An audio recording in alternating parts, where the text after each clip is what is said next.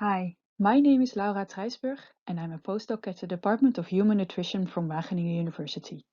The past year, I have been working on developing the WISH index, an index seeking to combine the healthiness of the diet and the sustainability of the diet. So why did we decide to develop the World Index Sustainability and Health? We sought to combine the sustainability and health aspects of the diet in one index, as both concepts are of utmost importance. Malnutrition in all its forms, both undernutrition and overnutrition, is a major public health problem, and our food systems need to be designed in such a way that it can feed the growing population 10, 20, 50 years from now. Healthy diets share many characteristics with a sustainable diet, but the challenge is to find a balance between these two concepts for the growing world population. The WISH index intends to assess the adherence to an existing set of technical recommendations from the Eat-Lancet Commission for a healthy and sustainable diet for the general population and globally applicable across multiple settings and populations. Scoring of the 13 food group components is based on two dimensions: diet quality, or the healthiness of the diet, and the environmental sustainability of the diet.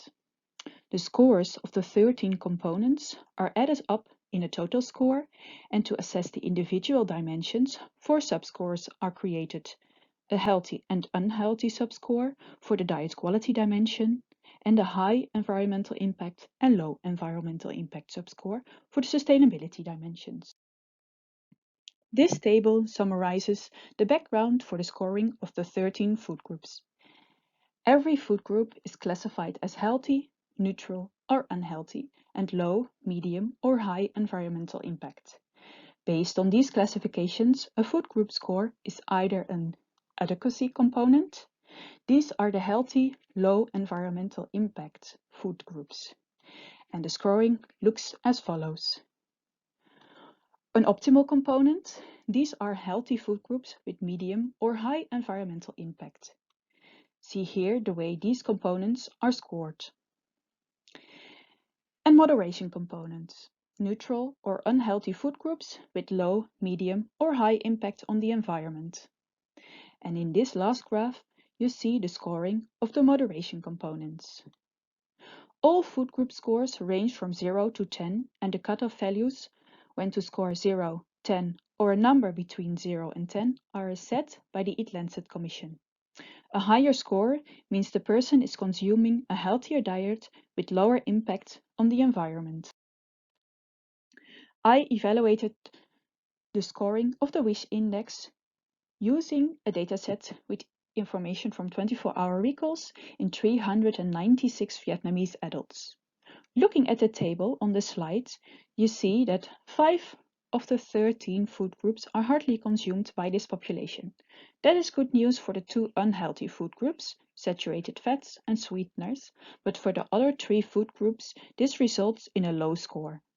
Other food groups which score low in this population are fruits and unsaturated oils, because the minimum recommendations of the intake are not met by a large part of the population, and red meat and fish, because they are consumed in higher amounts than recommended. As you can see in the bar chart, this resulted in a rather average mean total score of 51 out of 130. For the subscores, this population scores especially low on the healthy subscore, where a mean score of 30 out of 100 is seen, but rather well on the consumption of the unhealthy food groups, with a score of 20 out of 30. Here you see 2 heat maps, visualizing the correlations of the total score and subscores with, in figure 1, energy and nutrients. The brighter and larger the circle, the larger the correlation coefficient. Overall, the total and subscores show low correlations with nutrient intake. This is not completely unexpected, as the recommendations the scoring is based on are food-based recommendations, where nutrient recommendations are not taken into account. Figure 2 on this slide shows again a heat map of correlations between the total and subscores, and this time the food group scores. This is to look into which food group score is important for the total or the subscores. What this graph shows is that the red meat food group is important for the unhealthy subscore, and the fruit and legume scores are important for the low environmental impact scores. Some points of discussion about this work are that the majority of the literature the Eat Lancet recommendations are from high-income countries. You would expect that the overall disease onset shares the same physiological pathway, originating from the same exposures anywhere in the world. However, differences cannot be excluded. I already mentioned that the Eat Lancet recommendations are not based on nutrient requirements, and thus low correlations with nutrient intakes are seen. Obtaining a low overall and subscore tells merely something about the diet, which is culturally determined and differs per region. This score seeks to combine info on healthiness and sustainability of the diet, and trying to combine this information in one score might cause a diluting effect. What I mean with this is that it is difficult to determine why the total score is rather average. This could be because the diet is scoring low on healthiness and high on environmental sustainability, or the other way around. This is also why the subscores are shown, to see on which points the diet could be improved most. This year, I intend to continue the evaluation of this index using dietary datasets from other countries, as this index seeks to be globally applicable and hopefully also start the evaluation of the sustainability dimension using LCA data. I want to conclude this presentation with saying that this Sustainable Diet Quality Index seeks to measure two complex multidimensional concepts, diet quality and environmental sustainability. Although both concepts are closely related, healthy diets show a strong correlation with environmental sustainable diets. A diluting effect of capturing both dimensions in one index is expected.